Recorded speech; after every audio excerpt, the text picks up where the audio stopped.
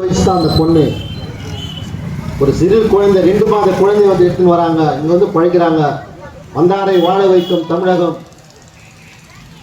அந்த வட மாநிலத்தை சேர்ந்த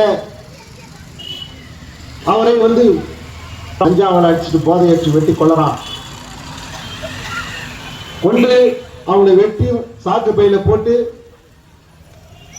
மூட்டை கட்டிட்டு 20 வயது அவனுடைய மனைவி அதை கற்பழிக்கிறான். கும்பல், அந்த கஞ்சா கும்பல் கற்பழிக்குது. கற்பழிச்சு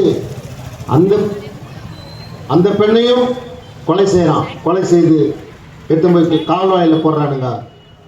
அன்னைக்கு அந்த குழந்தை கதறுது. 2 மாத குழந்தை கதறுது. அம்மானுடைய குரலை கேட்டு கதறுகிற போது அந்த குழந்தையை எடுத்து செவுத்திலாச்சு சாவடிக்கிறான்.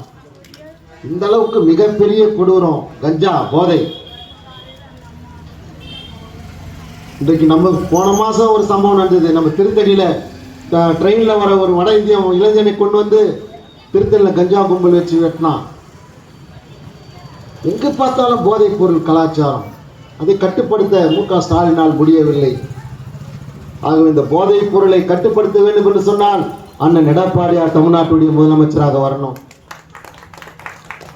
அண்ணன் எடப்பாடியார் தமிழ்நாட்டுடைய முதலமைச்சராக வந்தால்தான் இந்த போதைப் பொருளை கட்டுப்படுத்த முடியும். பெண்களுக்கு பாதுகாப்பு வர வேண்டும் என்று சொன்னால் எடப்பாடியார் முதலமைச்சராக வரணும். அதிமுக ஆட்சியில காவல்துறை ஸ்காட்லாந்துக்கு இணையாக இருக்கக்கூடிய காவல்துறை இன்றைக்கு அவனுடைய கையெல்லாம் கட்டப்பட்டு விட்டது. தமிழகத்தினுடைய முதலமைச்சர் கையிலே காவல்துறை இல்லை. குடும்பத்திலே இன்றைக்கு காவல்துறை அவனுடைய கையிலே இன்றைக்கு இருந்து கொண்டு சின்னாபின்னமாகி கொண்டிருக்கிற தமிழ்நாட்டு மக்களுடைய பாதுகாப்பு.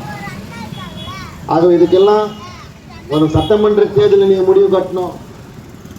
இங்க இருக்கிற மக்களுக்கு நான் திரும்பி சொல்றேன், நீங்க திமுகவுக்கு தப்பி தவறி ஓட்டு போட்டா மேலே இருக்கிற ஆண்டவன் கீழே வந்தாலும் அரக்கோணத்தில் இருக்கிற உங்களை யாரையும் காப்பாற்ற முடியாது. எடப்பாடியார் தான் உங்களை காப்பாற்ற முடியும். ஆகவே தாய்மார்கள், பெரியவர்கள் எல்லோரும் நல்லா சிந்தித்து இந்த தேர்தலில் வாக்களிக்கணும். அது மட்டுமல்ல,